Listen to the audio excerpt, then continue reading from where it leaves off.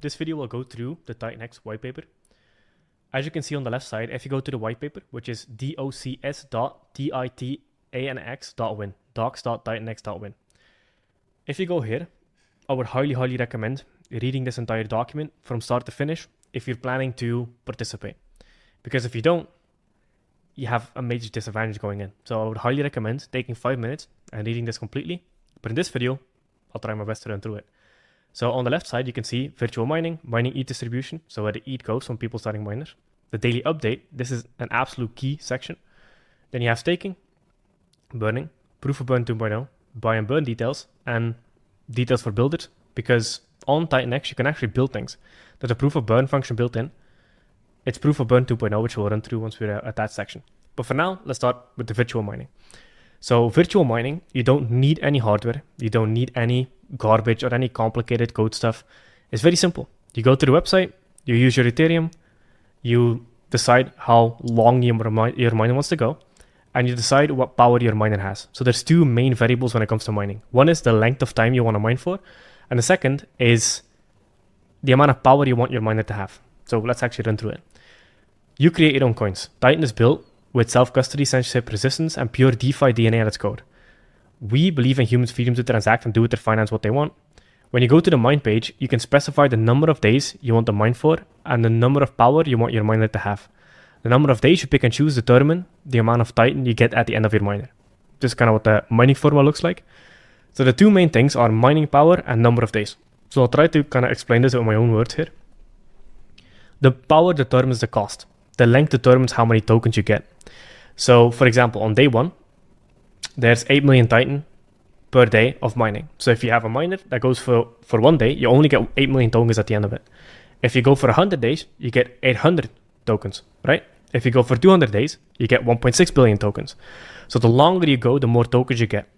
In general, longer always is better than shorter. Very big rule. So the longer out you go, the less you pay per token because the cost stays the same. So miner power determines the cost, and miner length determines how many tokens you get. So you pay the same price. If you do 100 power in your miner, and you only go 1 day, well, you pay 0.2 Ethereum at the start, but you only get 8 million tokens. But if you do 280 days, which is the max number of days for a miner, you now pay same 0.2 Ethereum, but you pay it for 280 times 8 million tokens, which I think is 2.46 billion. So you pay a lot less the longer out you go per token that you get. And this moves up over time, as you can see in the daily update. This is an extremely important section that I highly recommend everybody read. So miners can be created in 3 ways. Single miners. This will just create a normal single miner. This is what people will use if they just want to create one miner. Then you also have batch mining. This will essentially allow you to create up to 100 miners at a time, saving you the hassle of having to create miners individually. So if you want to create up to 100 miners at a time, there's a batch portion of the actual dApp that people can use, and it will create up to 100 single miners in one single transaction, saving you a little bit of money in gas. Because otherwise, like for example, the max miner at the start will be 0.2 Ethereum per miner. So you can have up to 1,000 miners per wallet, and you can have 10 wallets if you want to have 10,000 miners.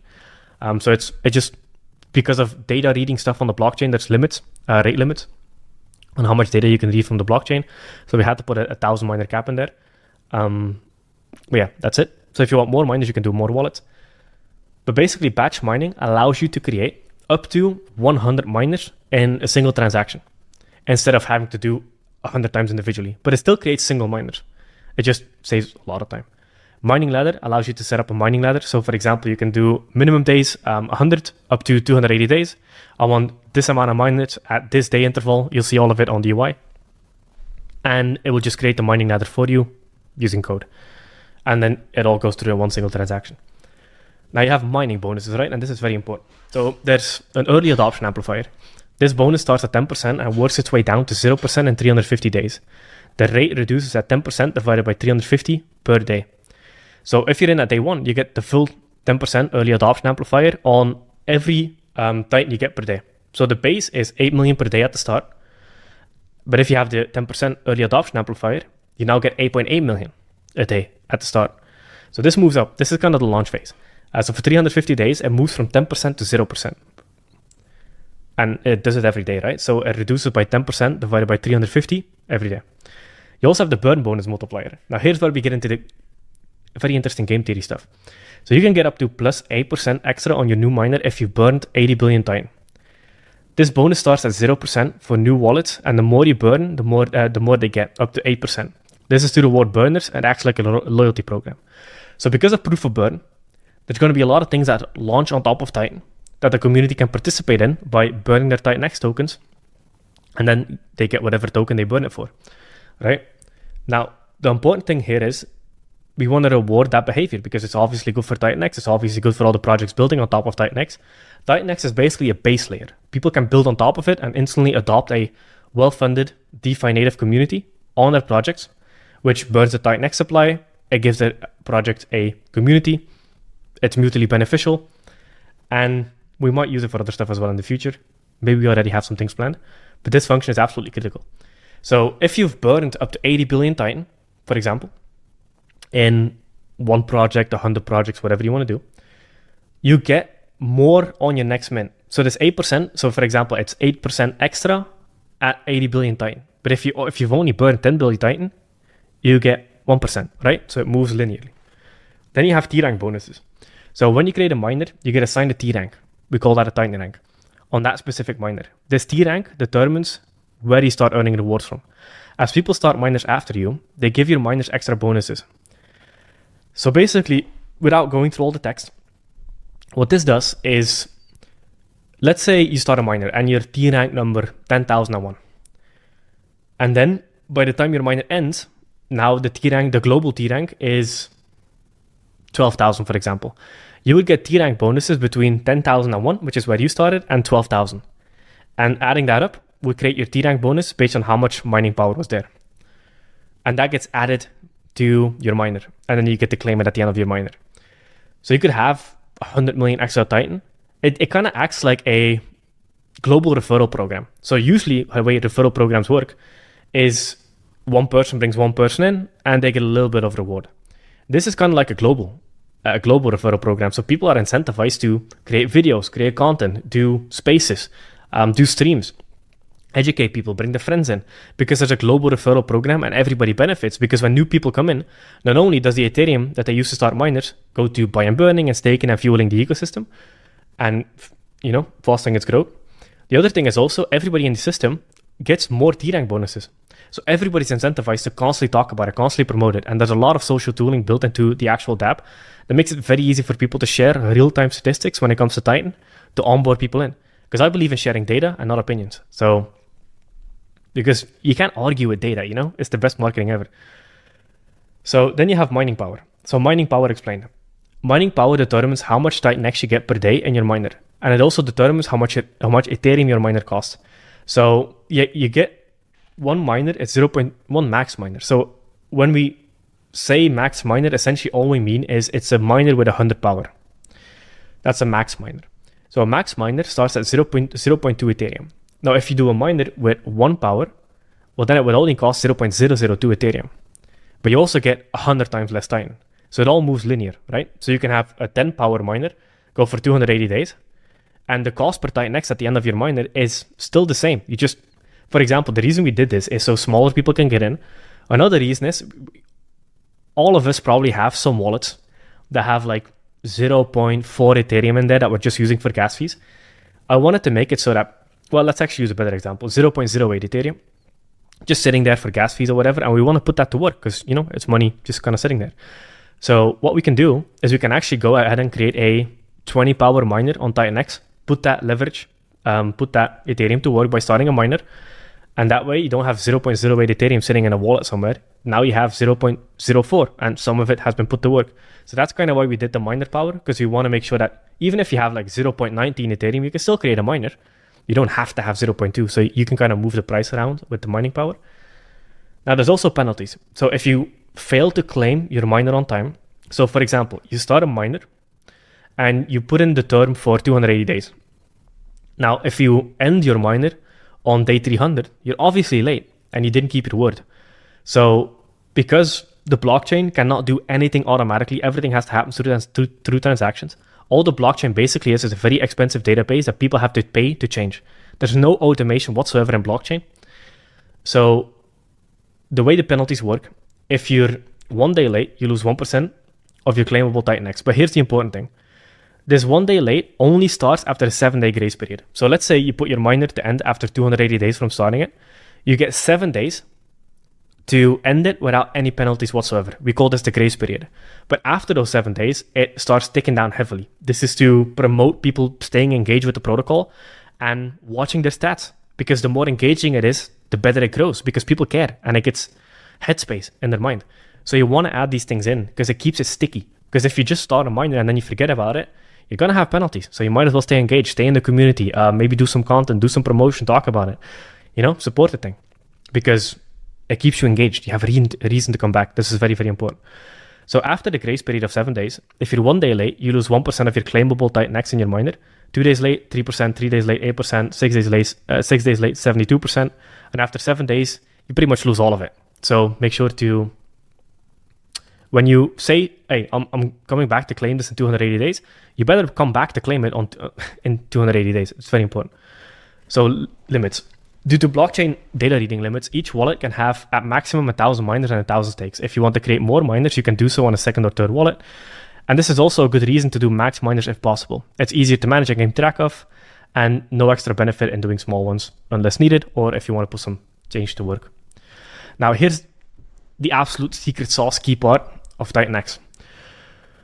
This page only talks about the ETH that people use to create titanx miners. So you remember in the beginning I mentioned that people have to use Ethereum to create miners, and then they specify their mining time. So they kind of use Ethereum and time to bring titanx into existence instead of hardware and Chinese manufacturers and graphic cards, all of that stuff. All you need is Ethereum and time and your self-custody wallet, because you create your codes. This is something we'll go over in a bit. But basically, to mine titanx, people use Ethereum plus time. The Ethereum gets given back to users in a variety of ways to support the ecosystem growth as the network grows, right? So the Ethereum distribution. 62% of the Ethereum gets sent to the decentralized buy and burn smart contract to buy and burn titanx off the market via the wrapped Ethereum titanx pair on Uniswap v3. And every single titan that it buys, it also burns.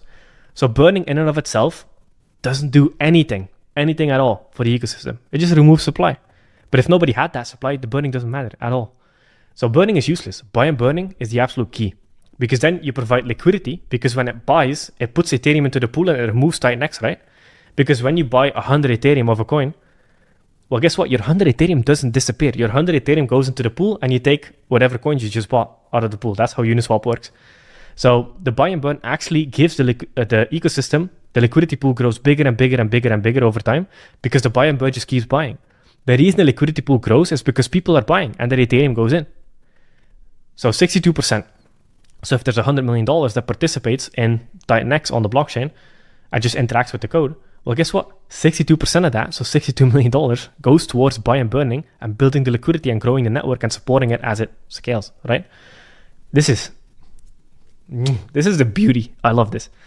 Now, then you have 28% of Ethereum goes to the payout cycles to pay out titanx takers based on their percentage of shares. We'll go over that in a bit.